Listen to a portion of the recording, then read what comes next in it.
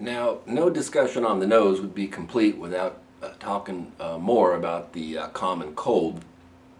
Let me dispel a bunch of myths about the cold. First of all, that it's called that because you catch a cold from going out in the cold. Actually, instead, the incidence of the common cold coincides with the school season.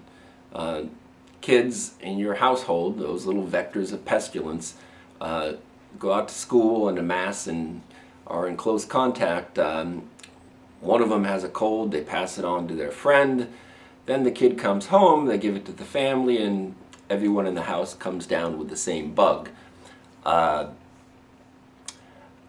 one is that you can catch a cold from going into the same room with a person who's sick, as if the virus is in the air, and that's makes you vulnerable. Actually, the cold virus doesn't survive the temperature and humidity in room air.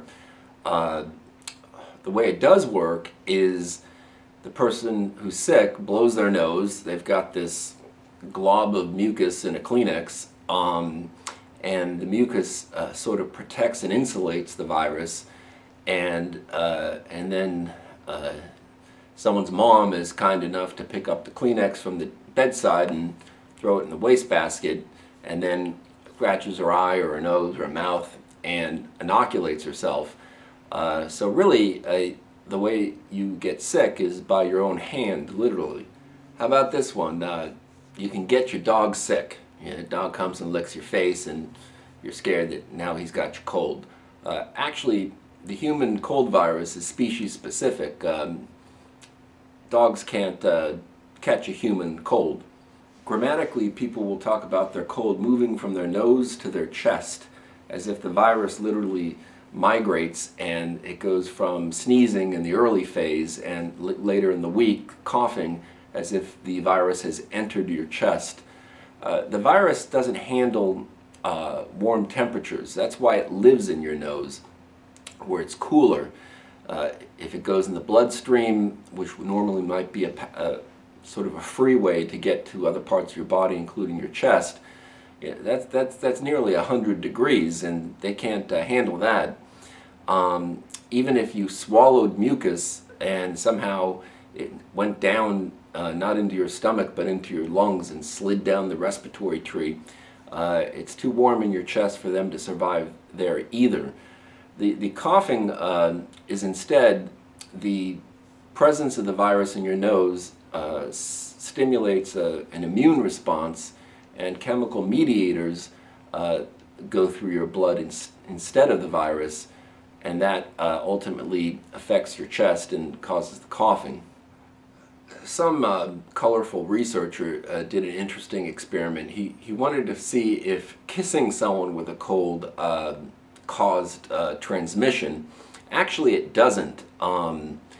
The closest thing to it is if somebody had just, with a cold, had just finished blowing their nose and they had mucus on their upper lip. That would be a risk factor, but kissing per se, mouth to mouth, is not a risk factor. Another misconception is that the symptoms of the cold are bad and need to be treated. Actually, the sneezing is a way of mechanically draining the virus out of your system. In other words, a good thing. Fever is, as we mentioned, something that this virus does not like. In fact, the nasal congestion is to actually increase the temperature of your nose and help kill the virus. So efforts to offset these various mechanisms are really counterproductive. Of course, if your fever is very high, it may not be the common cold at all. In fact, that's a useful way to distinguish the cold from influenza. Incidentally, the word influenza is a contraction of the word evil influence, because historically people noticed that it was seasonal, and believed that it was from the evil influence of the stars. People will buy the newer non-sedating antihistamines to deal with cold symptoms. Actually, there's no histamine involved in your nasal congestion at all. That's mediated instead from something called bradykinin. Now, it is the older non-sedating and incidentally cheaper antihistamines like diphenhydramine that do influence your symptoms, but only in the first 4 days. After the fourth day, even that medicine has no effect, and things like facial tissues make more sense. Incidentally, the history of facial tissues is that originally they were gas mask filters during World War I, and when the war ended, there were warehouses full of all these tissues, and the manufacturers still wanted to sell them. So what they did is they marketed them as disposable handkerchiefs and called them Kleenex. Now, how about chicken soup? Is that really an old wives' tale or not? Research was done on that too, and the way it works is there's a certain type of white blood cell that immigrates to your nose when you have a cold, being attracted to the virus, but that particular type of white blood cell, although it is called in, is not capable of killing a virus. It's designed really for bacteria. And so instead, its efforts in trying to kill fruitlessly this virus causes the inflammation in your nose, and you're actually sick from your own immune system rather than the virus itself, because the virus does no damage to the nasal mucosa per se. Last thing is antibiotics.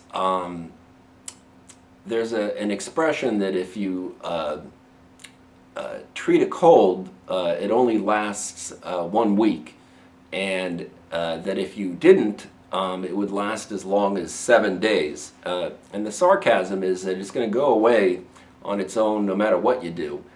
And unfortunately, people who end up taking antibiotics, which are designed against bacteria, they're antibacterial agents, not viral, and then subsequently do get better, attribute their improvement to the medication when in fact they would have gotten better anyhow.